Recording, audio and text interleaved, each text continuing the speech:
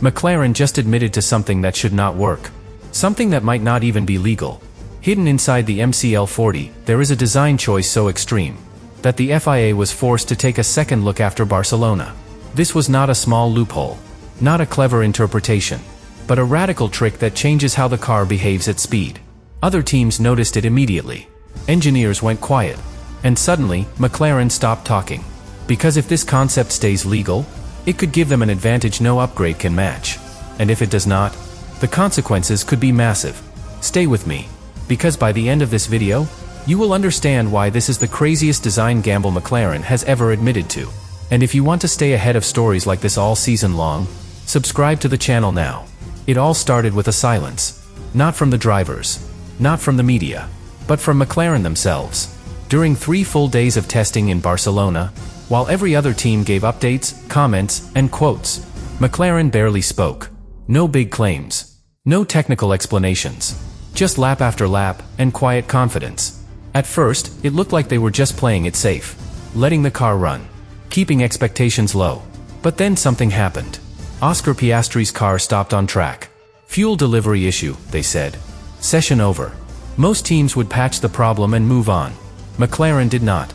They took the entire car apart, stripped it down, went through every system, and what they found inside wasn't just a fixable error.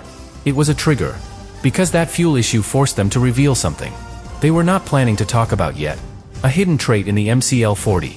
Something that looked simple, but was built to do something far more complex. They call it a static aero design. But what it actually does could change the rules of how Formula One cars behave on track. To understand what McLaren did, you have to understand what they didn't do. Every top team arrived in Barcelona with some form of active aerodynamic testing. Ferrari ran multiple versions of their rear wing. Mercedes brought a flexible front end they refused to comment on. Even Red Bull hid DRS behavior in their long runs. McLaren? None of that. From the outside, the MCL40 looked unchanged from launch. No visible moving parts. No upgrade packages. Just a clean, stable design. But here's the twist. That simplicity was the trick. Instead of relying on active flaps or deployable elements, McLaren built a passive aero shape. That mimics the effect of an active system.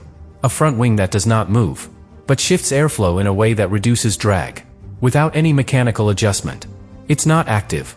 It's not variable. But it's designed to react as if it is. That's the line. Because under the new 2026 aero rules, active systems must be driver-controlled. Anything that simulates that behavior automatically? That's a gray area. McLaren's solution? It stays static, but its angle and curvature create a vortex pattern that stalls airflow over the rear wing at high speeds. Translation? Free top speed, without a single moving part. Legal? Technically, yes. For now. But the spirit of the rule? That's another story.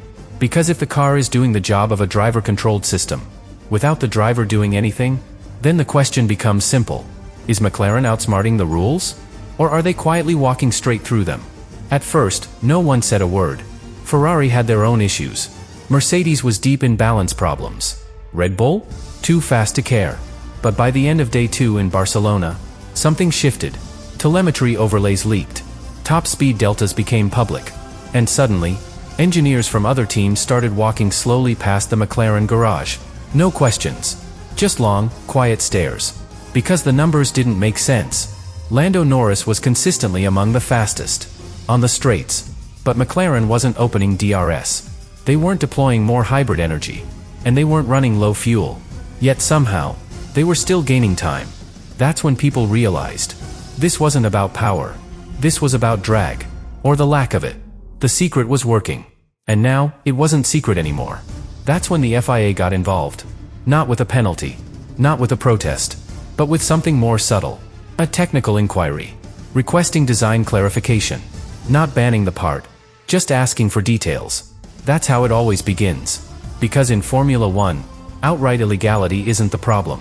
The real threat is when a design exposes the rulebook's weak spots. And McLaren? They just exposed a big one. By doing nothing. No moving parts. No electronics. Just pure, passive geometry. That delivers a performance boost. With zero inputs from the driver. The moment that became public, every team started calling their aero departments. Not to file complaints, but to ask the only question that matters. Can we copy it before round 1? McLaren knew this would happen. They knew the moment the MCL40 hit the track in Barcelona, people would notice something strange. They weren't hiding it. They just weren't advertising it. Because for McLaren, this wasn't a shortcut. It was a statement. They believed the new regulations. All the changes in active aero, hybrid deployment, driver-controlled systems, have created a very narrow lane, a tight space between what's legal and what's smart. And instead of waiting to see what others would do, McLaren moved first. They asked the question no one else wanted to ask. What if we could design a car that gives us the benefits of active aero, without relying on activation at all? They didn't break the rules. They just stopped playing by tradition. And what that unlocked was a car that doesn't need constant adjustment. It doesn't need timing buttons, or driver inputs, or software activation. It just works. Because of the way it's shaped. Because of what it does naturally.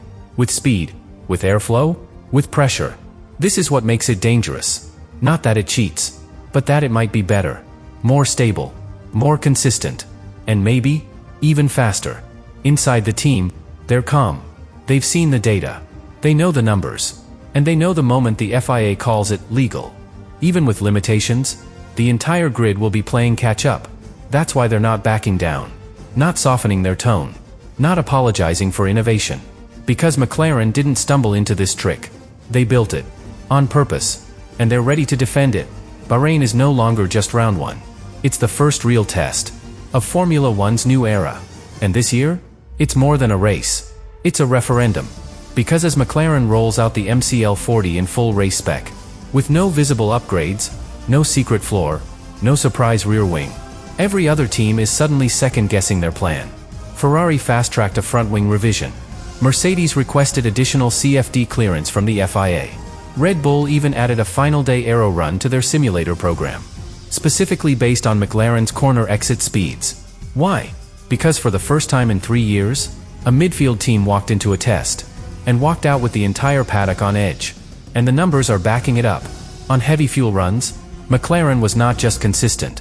They were nearly flat in performance degradation. Their rear-end stability? One of the highest recorded across all sectors. And while everyone expected Norris and Piastri to suffer with the new manual aero controls, they didn't. Why? Because their car doesn't need mid-corner aero adjustment. It's already doing the work passively. And that's what's terrifying the top teams. Because if McLaren's concept holds up under race pressure, if it delivers that same effortless consistency, on hot tires, in dirty air, in traffic, then every team that played it safe is already behind, already scrambling, already chasing. Not because they built bad cars, but because McLaren built something bold. And it works. The lights are coming on in Bahrain. No more theories. No more simulations. No more questions about what might be legal. Now, we find out what works. McLaren has arrived with exactly what they tested. No revisions. No fallback plan. No last-minute updates. They've put everything on one card. And it's the one design that every other team has been trying to reverse engineer in silence. The paddock knows it. The FIA knows it. The drivers definitely know it. Because when Norris and Piastri roll out of the garage, they're not just racing the clock. They're racing 1,000 assumptions about how Formula One is supposed to work. If the car is fast in Sector 1? Fine. If it holds in the twisty Sector 2? Interesting. But if it keeps pulling on the straights, without DRS, without visible activation, then everything changes. Every upgrade package becomes a reaction. Every development plan becomes a delay. Because if McLaren's passive system holds, if that illegal trick stays within the rules, then it isn't just a clever idea. It's the new standard. And every team that didn't take the risk, they start the season behind. No protests. No rewrites. Just cold, brutal lap times. And McLaren? They won't have to say a word. The stopwatch will say it for them.